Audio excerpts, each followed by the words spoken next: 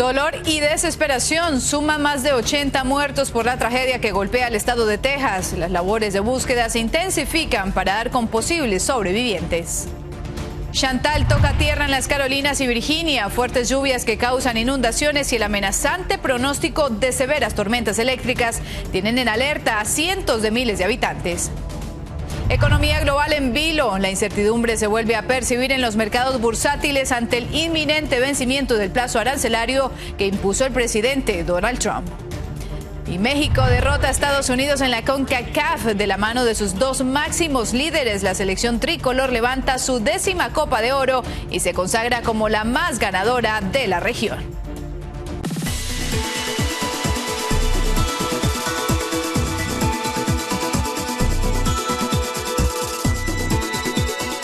Hola, ¿qué tal? Y bienvenidos a esta emisión de Noticias 24 Horas. Con muchísimo gusto les saluda Laura Ortega. Gracias por acompañarnos y con esto iniciamos con la tragedia por las devastadoras inundaciones en Texas que ya suman 82 muertos de 6 condados, con el condado Kerr con más víctimas. 40 adultos y 28 niños. Las labores de búsqueda y rescate se intensifican en el 4º día del desastre, mientras se espera que este lunes regrese más lluvia y aumente el riesgo de más inundaciones.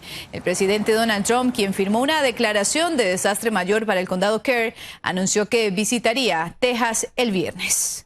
Y nosotros vamos a conectarnos con nuestro compañero David Medina, quien se encuentra precisamente en la zona y nos reporta lo que está sucediendo a esta hora. David, muy buenas tardes para ti. Cuéntanos qué está pasando en este momento ya del 4º día de esta tragedia en Texas. Buenas tardes, Laura, y así es, pues estamos en la zona cero prácticamente donde ocurrió esta tragedia hace 4 días, como tú lo dijiste. A mi espalda se encuentra una desolada ciudad, parte de eso, pero quiero moverme porque quiero mostrarles, como tú lo decías, siguen las labores de búsqueda. Quiero mostrarles la estela de destrucción que ha dejado estas inundaciones acá en el estado de Texas y específicamente en el centro del estado. Mira, quiero mostrarte pues ahora a eso de las 10 de la mañana las autoridades junto con el senador del estado, Ted Cruz, dieron una conferencia de prensa en la cual pues han dado una actualización sobre la situación ocurrida justamente acá. Esto fue lo que dejó la inundación. Árboles prácticamente destruidos acá, llevados por la fuerza de la lluvia. Pues vemos acá la bandera de los Estados Unidos ha quedado en pie, justamente aquí en este lugar donde me encuentro. A lo lejos, allá voy a tratar de mostrarles un poco, como tú dices, las labores de búsqueda continúan. Allá me viene, digamos, los cuerpos de socorro andan buscando en unas lanchas, pues si se encuentran cuerpos con vida, ¿no? Pero esto es parte de la estela de la tragedia que ha quedado. Bueno, aquí hay también algunas casas que se ocupaban para un camping justamente a la orilla del río y estas están prácticamente desoladas, no hay nadie acá. La gente tuvo que evacuar en esta zona donde me encuentro, que es específicamente Guadalupe River. Allá vamos a acercar un poco la toma para ir describiendo y contándole a nuestros amigos televidentes qué es lo que está pasando en estos momentos. Allá vemos parte de los cuerpos de socorro, como lo decía, tratando de buscar entre medio del agua. Sabemos que ya disminuyó un poco, ¿no? Y allá vemos una lancha en este momento dando una búsqueda constante de encontrar cuerpos, como lo decía, 82 personas, hasta este momento las autoridades han dicho de personas fallecidas, entre ellas se encuentran 27 niños.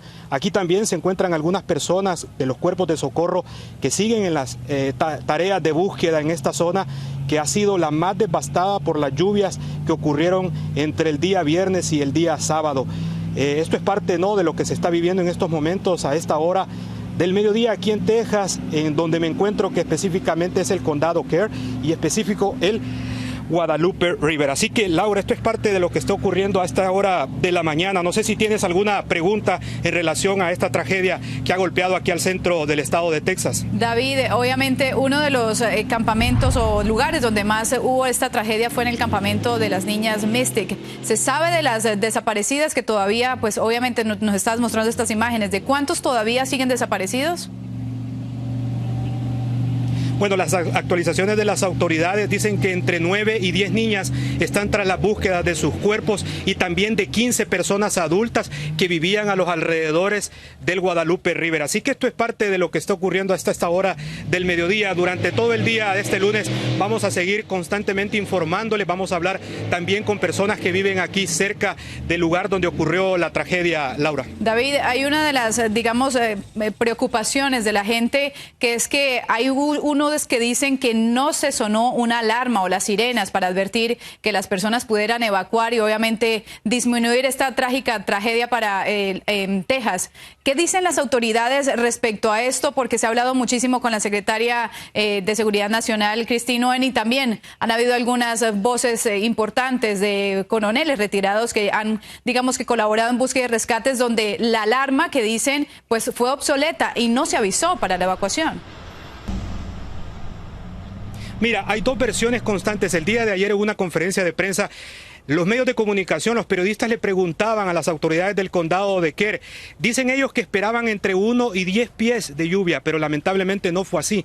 Las alarmas se activaron. Muchas personas hablan de que quizás el Estado reaccionó un poco lento en la toma de decisión de evacuar a las personas, pero al final es parte de lo que se maneja, es un dime y direte, se puede decir, de parte de las autoridades, diciendo de que no se emitieron las alertas. Otras personas dicen que sí, pero es parte de las investigaciones que también se van a empezar a dar en relación a que si se pudo haber evitado esta tragedia, si se pudo haber avisado a tiempo a las personas que vivían a los alrededores para que pudieran evacuar. Esa es la información que nosotros tenemos hasta este momento, Laura. Pues David, muchísimas gracias por esta información y como tú lo dices, en el transcurso del día nuestros noticieros estaremos ampliando esta información. Gracias por estar con nosotros. Y miren, nosotros vamos a seguir con información porque los demócratas, de hecho, están culpando por la tragedia en Texas a los recortes que hizo DOJ a FEMA, la Administración de Manejo de Emergencias. Un reportero, de hecho, hizo la pregunta directamente al presidente Donald Trump, quien respondió esto. You look at that what a situation that all is, and that was really the Biden setup. That was not our setup, but I wouldn't blame Biden for it either. I would just say this is a 100-year catastrophe, and it's just so horrible to watch. El mandatario rechazó la idea de investigar si los recortes al Servicio Meteorológico Nacional dejaron vacantes en puestos claves y señaló que son ridículas las denuncias sobre que eso tuvo algo que ver con el desastre. Y miren, desde Roma, el Papa León XIV se unió al dolor de los familiares de las víctimas en Texas, especialmente a los de las pequeñas niñas. I would like to express sincere condolences to all the families who have lost loved ones, in particular their daughters who were at summer camp in the disaster caused by the flooding of the Guadalupe River in Texas in the United States. We pray for them. El entristecido pontífice de 69 años de edad y quien nació en Chicago expresó, y cito, rezamos por ellas, al finalizar el rezo dominical del Ángelus, en un emotivo mensaje que dio en inglés ante los miles de feligreses presentes en la plaza de San Pedro. Y en tanto, en Carolina del Norte continúan las intensas lluvias e inundaciones por los remanentes de la tormenta tropical Chantal. El agua anegó decenas de casas, obligando a los residentes a abandonarlas. Entre el domingo y este lunes, al menos 50 tuvieron que ser rescatados por los bomberos. Chantal se degradó a depresión tropical el domingo después de tocar tierra cerca de Litchfield Beach, en Carolina del Sur.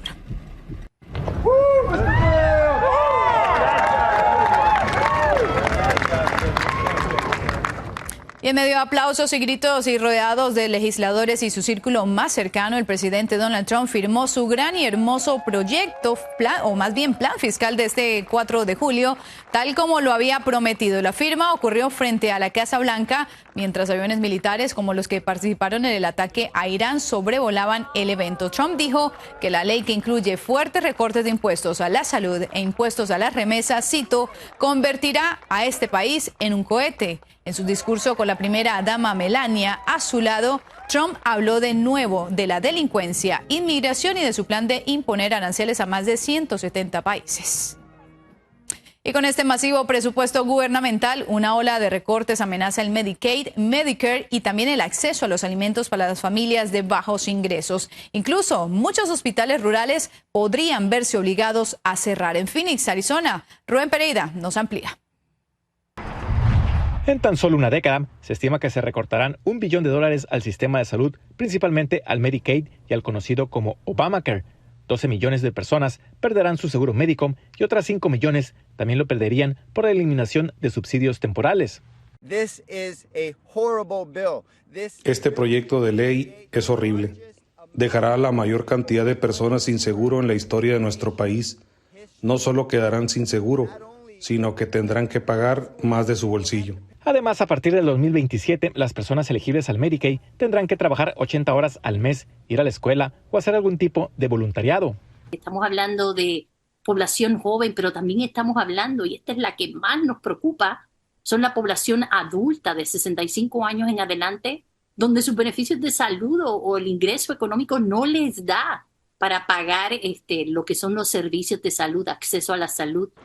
Médicos advierten que con esta ley podrían cerrar servicios o instalaciones médicas, sobre todo en zonas rurales. Nuestras instalaciones dependen del programa Medicaid, que brinda acceso vital a la atención médica a algunos de los más vulnerables de nuestra comunidad. Se trata de mujeres embarazadas, niños y familias trabajadoras que no pueden costear un seguro médico. En cuanto a la ayuda alimenticia, se estima un recorte de $186 mil millones a SNAP y programas nutricionales. Habrá nuevos requisitos laborales para padres con hijos mayores de 14 años y se eleva la edad obligatoria para trabajar a 64 años. Es algo terrible realmente. He recibido muchas llamadas esta mañana de familias diciendo si no van a tener esa ayuda, ¿dónde la van a poder conseguir? Y así, con los recortes al sistema de salud y ayuda alimenticia, médicos y activistas temen que esto va a tener un mayor costo para el país. Si no reciben un tipo de apoyo, Rubén, estamos hablando de una población donde vamos a ver los efectos devastadores y vamos a verlos al final en los cuidados reactivos, hospitalizaciones y muertes. Rubén Pereira, Noticias Estrella TV. Y así es momento de hacer una pequeña pausa, pero no se vayan, ya regresamos. Incertidumbre y posible caos mundial. Se acaba el plazo de 90 días que dio el presidente Trump para que países acordaran tarifas. Y miles de hondureños deportados siguen regresando a su país con los sueños destrozados. Les tenemos los desgarradores testimonios.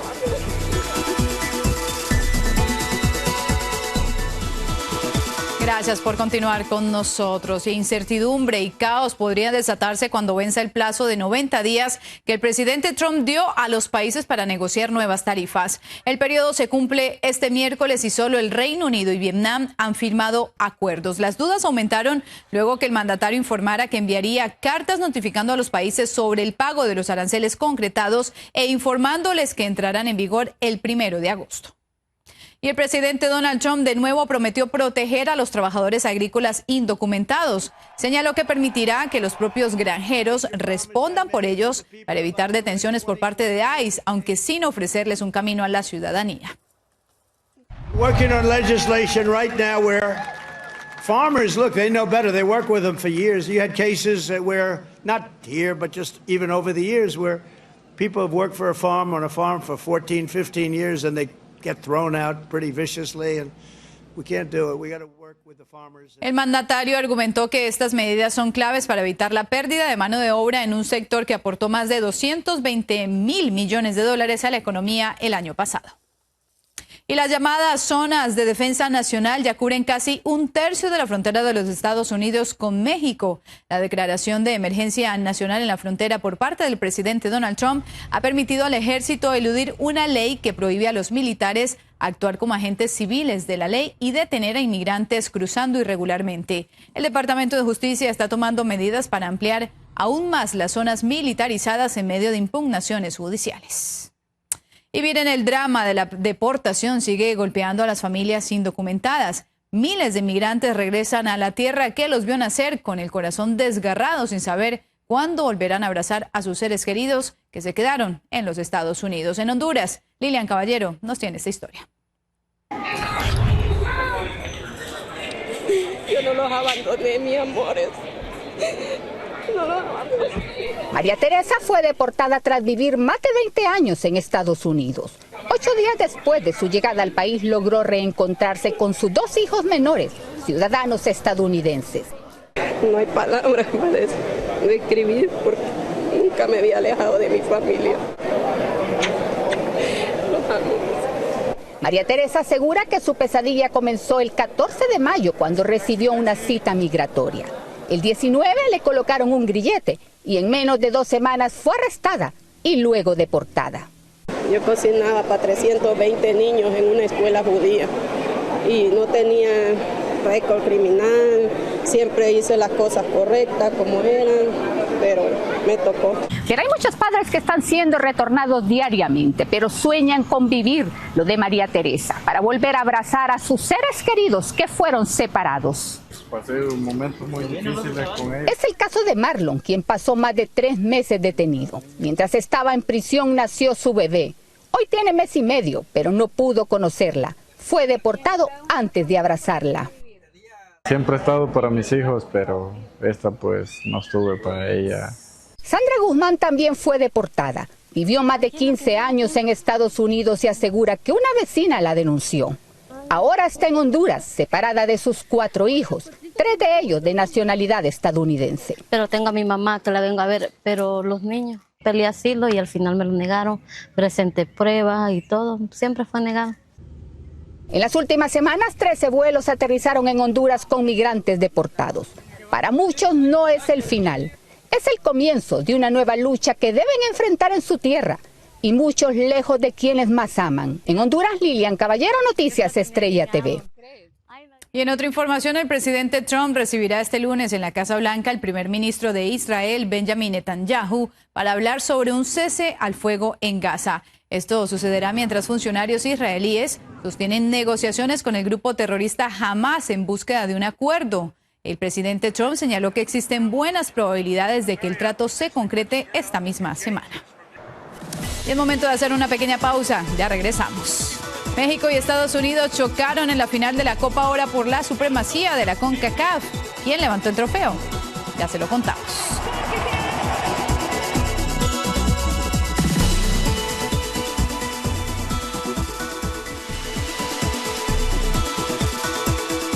Y gracias por continuar con nosotros. Y la selección mexicana se convirtió en bicampeona de la Copa Oro al derrotar 2-1 a Estados Unidos este domingo en Houston ante más de 70,000 aficionados. El equipo de las Barras y las Estrellas se adelantó 1-0 recién iniciado el partido y luego Raúl Jiménez empató con el 1-1 y Edson Álvarez consumó la victoria, el 2-1 casi ya para el final del partido para que el tricolor levantara su trofeo número 10, confirmando así pues como el más ganador de la competencia de la CONCACAF. Y en otra información, unas gafas con inteligencia artificial prometen revolucionar la manera en que nos comunicamos. Traducen en tiempo real lo que leemos y hablamos y pues ya ha sembrado dudas sobre el futuro de la enseñanza de idiomas tal como lo conocemos. Desde Miami, Antonio Elchi nos explica. Estas gafas están integradas con inteligencia artificial, son capaces de leer carteles en otros idiomas y traducirlos en tiempo real, también durante una conversación. ¿Te imaginas cuando tú puedes hablar con cualquier persona sin barrera? No importa si sea en chino, americano, francés. ¿Te imaginas ese mundo?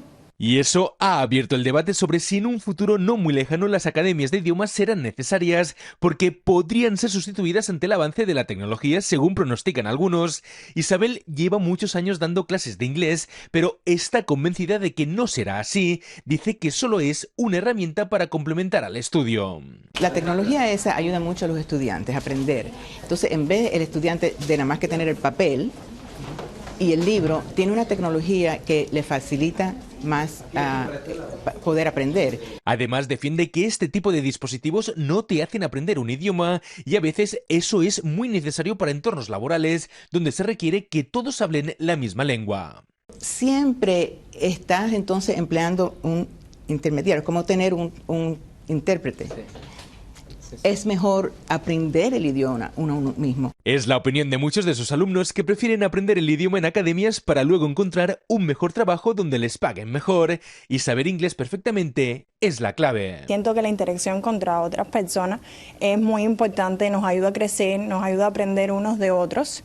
Aunque saben que el futuro es muy incierto. Por ejemplo, yo tengo un hijo que va a cumplir casi 5 años, entonces tengo miedo que cuando él esté grande y él tenga que estudiar, como él no conoce aún el método de agarrar un libro, leer, comprender, analizar, hacer estudio de campo, compartir con otras personas. Y mientras la inteligencia artificial continúa avanzando a pasos agigantados, aprender un nuevo idioma ya no depende solo de libros y clases tradicionales. La tecnología es un nuevo compañero de aprendizaje. Desde Miami, Florida, Anthony Belchi, Noticias Estrella TV.